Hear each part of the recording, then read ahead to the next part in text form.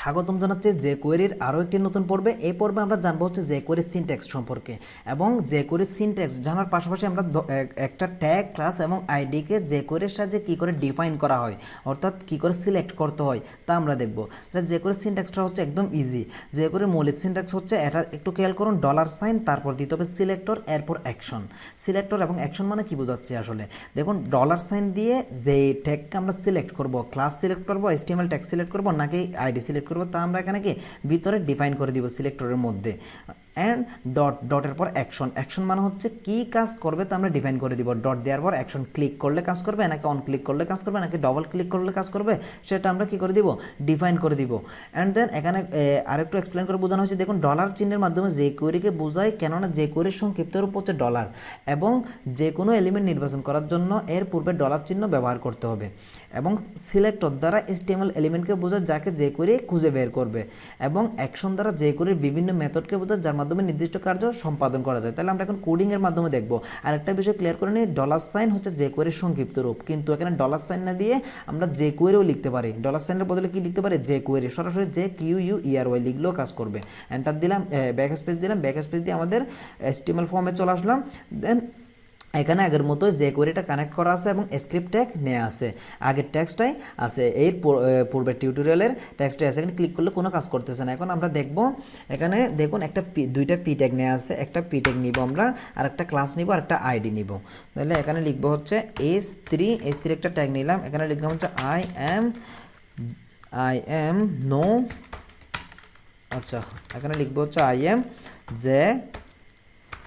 I am start jQuery, I am start jQuery, এটা লিখলাম, এটা S3 ট্যাগের মধ্যে নিলাম। অ্যান্ড দেন এটার একটা ক্লাস নিলাম, CLASS ক্লাস নিলাম হচ্ছে SEADING, হেডিং নিলাম ক্লাস। অ্যান্ড দেন আরেকটা টেক্সট নিব আমরা, এটা নিব হচ্ছে H2 নিব হচ্ছে I am PROFESSIONL, professional web designer, DSIGN, here I am professional web designer. দুইটা কি নিলাম, দুইটা HTML ট্যাগ নিলাম, একটা S3 একটা S2 এখানে আইডি দিব হচ্ছে আইডি নিব sub heading, SUVACADING, sub heading. তাহলে আমরা একটাতে ক্লাস নিলাম, আর একটাতে আইডি নিলাম, আর একটা ব্ল্যাঙ্ক পি ট্যাগ নিলাম। তিন ধরনের কাজ করবে এখানে, অর্থাৎ jQuery নিয়ে যখন কাজ করবে তখন তিনভাবে কাজ করবে। তাহলে আমরা jQuery প্রথমে বলে নিচ্ছি যে jQueryকে আমরা বলে দিব যে টোটাল ওয়েবসাইট লুট হওয়ার পর তুমি কাজ করো। সেটা করার জন্য কি করতে হবে, $সাইন দিতে হবে। $সাইন দিয়ে লিখতে হবে ডকুমেন্ট, DOCUMENT, ডকুমেন্টের পর ডট দিয়ে READY, ডকুমেন্ট যখন রেডি হবে তখন তুমি এই কাজটুকু করো। তারপর লিখবো হচ্ছে FUNCTION, ফাংশনটা কল হবে। ফাংশনের ভিতরে আমরা কি করব, ডিফাইন করে দেব কি কাজটা হবে, সেটা ডকুমেন্ট রেডি হওয়ার পর কি কাজটা হবে সেটা এখানে ডিফাইন করব। তাহলে প্রথমে লিখতে হচ্ছে বাটন, $সাইন দিলাম, $সাইন দিয়ে আমরা বাটন নিব, কোটেশন BUTTON, বাটন। তাহলে বাটনে যখন ক্লিক করবে, CLICK ক্লিকও লিখতে পারি, অথবা DBL ক্লিকও লিখতে পারি। DBL ক্লিক যদি দিই, DBL ক্লিক যদি দিই, তাহলে ডবল ক্লিক করলে কাজটুকু করবে। এই প্রথম বন্ধনী শুরু করলাম, এর ভিতরে আবার ফাংশন নেবে, FUNCTION, ফাংশনের ভিতর প্রথম বন্ধনীর পর সেকেন্ড ব্র্যাকেট। তাহলে সেকেন্ড বন্ধনী দেওয়ার পর এখানে ক্লোজ করলাম, এখানেও ক্লোজ করলাম। সেকেন্ড বন্ধনী দেওয়ার পর যখন বাটনে ডবল ক্লিক করবে তখন কি কাজটা হবে, এখানে অ্যাকশনটা আমরা সেট করব, কি কাজ হবে সেটা এখানে সেট করব। তাহলে কি কাজ হবে, আমরা প্রথমে ধরেন এই ক্লাসটাকে, যেমন ধরেন এই H3 ক্লাসটাকে কি করব, হাইড করব এই বাটনটা দ্বারা। বাটনে যখন ডবল ক্লিক হবে তখন ক্লাসটা এই ক্লাস H3 ক্লাসটা হাইড হয়ে যাবে। তাহলে আমি আবার সিলেক্টর নিচ্ছি, $সাইনের ভিতর S3 HTML ট্যাগ নিলাম। অ্যান্ড দেন যখন এটাতে ক্লিক করবে তখন HID, হাইড। তাহলে এখন আমরা বাটনে ডবল ক্লিক করার সাথে সাথে কি হয়ে যাবে, বাটনে ডবল ক্লিক করার সাথে সাথে H3টা হাইড হয়ে যাবে। যেমন I am start jQuery, এটা হাইড হয়ে যাবে। ক্লিক, আচ্ছা ডবল ক্লিক দিতে হবে, ক্লিক না, এখানে একটা ক্লিক করলে কাজ করতেছে না, কিন্তু ডবল ক্লিক যখন কাজ করতেছে এটার সাথে সাথে কি হয়ে যাচ্ছে, হাইট হয়ে যাচ্ছে। ডবল ক্লিক করার সাথে সাথে হাইট হয়ে যাচ্ছে। এখন আমরা আরেকটা কাজ করবো হচ্ছে, যখন ক্লিক করবে, এভাবে যখন একটা ক্লিক করবে তখন কি কাজটা হবে সেটাও ডিফাইন করে দিতে পারি। যেমন এই ফাংশনটা এখান থেকে শুরু, এখানে শেষ। এই কোডগুলো বাদ দিয়ে আমরা এখানে আরেকটা কাজ করাতে পারি, সেটা হচ্ছে যেমন ধরুন এই কোডগুলোর মাধ্যমে কি হচ্ছে আমাদের S3 ট্যাগটা হাইড হচ্ছে ডবল ক্লিক করলে। কিন্তু ফাংশন রেডি হওয়ার পর আমরা আরেকটা কাজ করব। এখানে ধরেন লিখতেছি ডলার সাইনের ভিতর সিলেক্টরের ভিতর কি দিব, সিলেক্টরের ভিতর নিব হচ্ছে প্রথমে নিছি S3 এই S3টা নিছি। এখন আমরা এই আইডিটা কি করব, আইডিটা ইউজ করব। তাহলে আইডিটা ইউজ করার জন্য সাব হেডিং, এটা এখানে সাব হেডিং যেহেতু একটা আইডি যখন আমরা সিএসএস নিয়ে কাজ করি তখন আইডি কাজ করার জন্য আমরা হ্যাশ ইউজ করি, ঠিক একইভাবে এখানেও হ্যাশ ইউজ করতে হবে। SUV সাব হেডিং লিখলাম। সাব হেডিংয়ে যখন সাব হেডিং না প্রথমে বাটন নিতে হবে, এখানে বাটনে ক্লিক করার পরে তো কাজটুকু হবে। তাহলে এখানে প্রথমে নাম হচ্ছে VUTTON বাটনে যখন ক্লিক করবে CLICK ক্লিকের পর কি কাজ হবে FUNCTION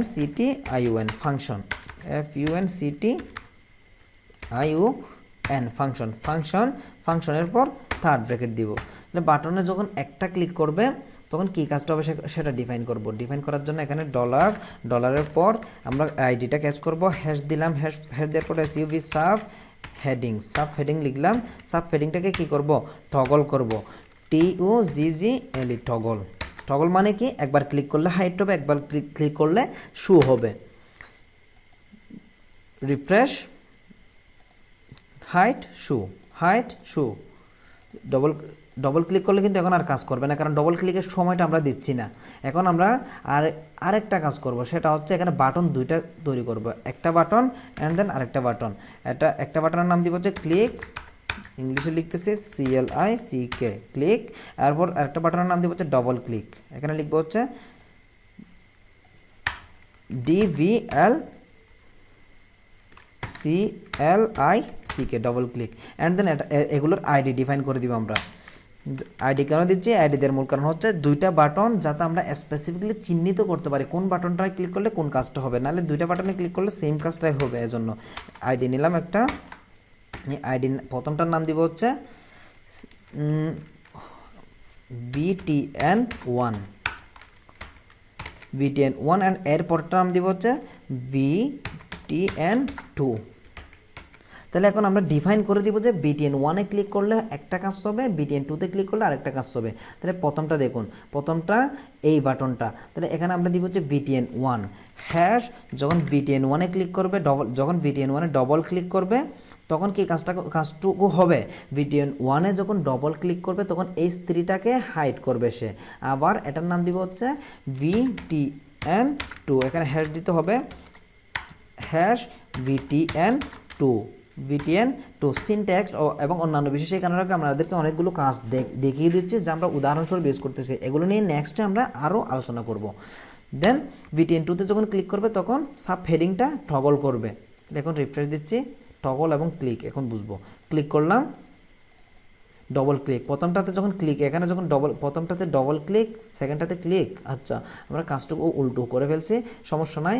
আমরা এখানে ক্লিকটা এখানে লিখবো হচ্ছে ক্লিক CLICK ক্লিক, এখানে লিখবো হচ্ছে DVL ডবল ক্লিক। প্রথমটাতে বাটন 1-এ যখন ডবল ক্লিক করা হবে, রিফ্রেশ বাটন 1-এ যখন ডবল ক্লিক করা হবে তখন S3 হাইট হয়ে যাচ্ছে। এবং বাটন ক্লিকে যখন আমরা ক্লিক করবো তখন কি হচ্ছে, একবার ক্লিক করলে I am professional web designer এটা হাইট হচ্ছে, আরেকবার ক্লিক করলে শো হচ্ছে। এটার নামই হচ্ছে টগল। তাহলে টগল করতে চাইলে আমরা এই ধরনের কি করব, টগল ইউজ করব। আর যদি ডবল ক্লিক ইউজ করতে চাই ডবল ক্লিকটা ইউজ করব, ঠিক আছে। অ্যান্ড দেন এখন আরেকটু খেয়াল করুন, এখন এই একটা কাজ দুইটা কাজ। এখানে আমরা ডলার সাইন দিয়ে সিলেক্টর ইউজ করতেছি, ডলার সাইন ইউজ না করে আমরা এখানে আরেকটা কাজ করতে পারি, সেটা হচ্ছে এখানে লিখতে পারি jQuery, কিউ বড় হাতের QUE আর ওয়াই jQuery। এখানে jQuery লিখলেও সেম কাজটুকু করবে, ডলার অথবা jQuery, QUE আর ওয়াই jQuery। তো এখন আমরা বাটন 1-এ ক্লিক করলে বুঝতে পারবো যে jQuery এবং ডলার সাইন লিখার মানে কি একই। বাটন 1-এ ক্লিক করলাম, একই কাজই হচ্ছে। দেখুন বাটন 1-এ ক্লিক করার সাথে সাথে jQuery লিখলো যে কাজ, ডলার সাইন লিখলো একই কাজ। ডলার যেহেতু একটু লিখা ইজি jQueryর তুলনায়, এর জন্য ডলারটাই ব্যবহৃত হয়। ডলার ব্যবহার করে এখানে আমরা সিলেক্টর দিব। আমরা জাভাস্ক্রিপ্টে অনেক কঠিন অনেক লম্বা কোড লিখছি, কিন্তু জাভাস্ক্রিপ্টে একটা আইডি ক্যাচ করতে হলে document get element by ID লিখতে হয়। কিন্তু jQueryর বেলায় শুধুমাত্র ডলার সাইন দিয়ে HTML ট্যাগ হোক, CSS ক্লাস হোক, আইডি হোক, ইজিলি কী করা যায়, ক্যাচ করা যায় এবং কে কাজ করবে সেটা ডিফাইন করে দেওয়া যায়। সো আজকের টিউটোরিয়াল এতটুকু পর্যন্ত। jQuery সিনট্যাক্স এবং ট্যাগ ক্লাস আইডি কী করে ক্যাচ করতে হয় এবং কীভাবে ওখানে অ্যাকশন সেট করতে হয় তা আমরা দেখলাম। সো ধন্যবাদ সবাইকে। নেক্সট টিউটোরিয়ালে jQueryর আরও অ্যাডভান্স কিছু আমরা শিখব।